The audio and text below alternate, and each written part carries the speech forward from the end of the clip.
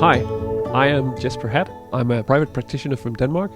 Today we're going to demonstrate how we use the KaVo SONICflex tips in our practice. Please take a look. I hope you enjoy it. This case is an aesthetic crown lengthening case. The soft tissue will be reduced using a diode laser, but could also be cut away with a scalpel.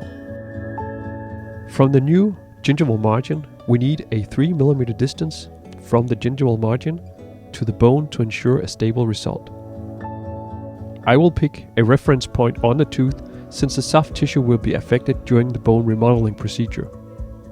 To reshape the bone, we can choose to raise a flap, or we can use the SONICflex crown lengthening tips and perform a closed procedure.